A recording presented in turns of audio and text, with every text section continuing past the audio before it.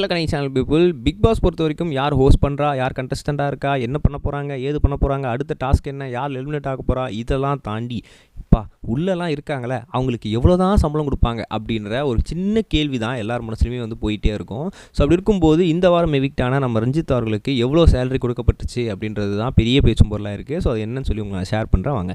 முதல் விஷயம் என்ன அப்படின்னு பார்த்தீங்கன்னா, பிக் பாஸ் பொறுத்த வரைக்கும் வார சேலரியோ இல்லை மாத சேலரியோ கிடையாது. மொத்தமாக வந்து எத்தனை நாட்கள் இருக்காங்களோ அது கணக்கு போட்டு ஒரு நாளைக்கு சேலரி அப்படின்ற மாதிரி தான் கொடுக்கப்படும். ஸோ அப்படி இருக்கும்போது ரஞ்சித் சார் அவர்கள் சீனியர் மோஸ்ட் இருக்கிறதுலே வந்து பெரிய வந்து ஒரு செலிப்ரிட்டியாக இருக்கிறாரு. படங்கள் பண்ணியிருக்காரு, டைரக்டராக இருக்கார்.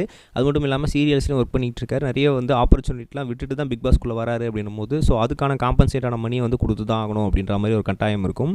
ஸோ அந்த வகையில் அவருக்கு ஒரு நாளைக்கு 30,000 மாதம் இல்லைங்க, ஒரு நாளைக்கு 30,000 அப்படின்னு கொடுத்துருக்காங்க. மொத்தம் வந்து அவர் 75 நாட்கள் இருந்திருக்கிறாரு. ஸோ அப்படி இப்படி கூட்டி கழித்து பார்த்தீங்கன்னா 22,50,000 கிட்ட வருது. மொத்தமாக வந்து ஒரு அங்கங்கே வந்து அவருக்கு வவுச்சர்ஸ் இதெல்லாம் வந்து கெட்டிருந்தா கூட ஒரு 25 to 23க்குள்ளே வந்து அவருக்கு கொடுத்துருக்கலாம் அப்படின்ற மாதிரியும் சொல்லப்படுது. ஒரு நாளைக்கு 30,000 அப்படின்றதும் ஒரு பெரிய அமௌண்ட் தான். இருக்கிறதுலே வந்து இதான் ஹையஸ்ட்டு அமௌண்ட்டாக வாங்கியிருக்காரு பிக் பாஸில் அப்படின்ற மாதிரியும் பேசிட்டு இருக்காங்க. இதில் முக்கியமான மேட்ரு என்னென்னா, இந்த பணத்தெல்லாம் வச்சு அவர் என்ன தான் பண்ணார் அப்படின்ற ஒரு கேள்வி இருக்கும்ல. அவங்க மனைவியோட ரொம்ப நாளுக்கான ஆசை என்ன வந்து நிறைவேற்றியிருக்காராம்.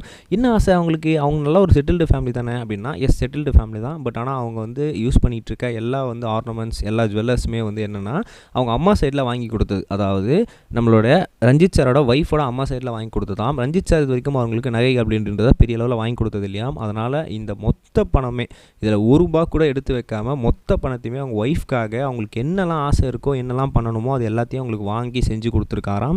ஸோ அதை பார்த்து அவங்க ஒய்ஃப் ரொம்பவே சந்தோஷப்பட்டிருக்காங்க. ஸோ நான் வந்து பிக் பாஸ்க்குள்ளே இருந்தேன், உங்களை ரொம்ப மிஸ் பண்ணேன், வெளியே வந்து இந்த பணத்தை எல்லாத்தையும் உங்களுக்காக செலவழிக்கணும்னு நினச்சேன், அதை செலவழிச்சிட்டேன் அப்படின்னு சொல்லி நம்ம ரஞ்சித் அவர்கள் சொல்லியிருக்காரு.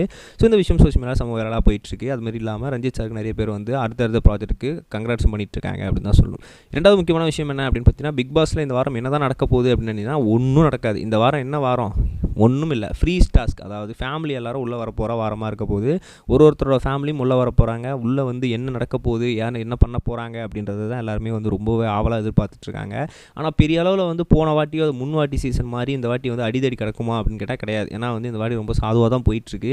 யாருக்கு என்ன வந்து சொல்லுவாங்க அப்படின்றது தான் வந்து எல்லாருமே வந்து யோசிச்சுட்ருக்காங்க. மேபி ஜெஃப்ரியோட பேரண்ட்ஸ் வந்து ராணவ் கிட்ட சாரி கேட்கலாம், இல்லை ராணவோட பேரண்ட்ஸ் ஜெஃப்ரியை திட்டலாம்.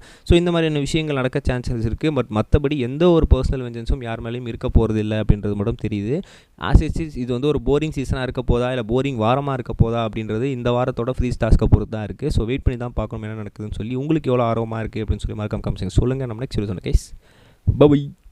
இது வரைக்கும் கனெக்டிங் டிவிக்கு சப்ஸ்கிரைப் பண்ணனா மறக்காமல் சப்ஸ்கிரைப் பண்ணிக்கங்க.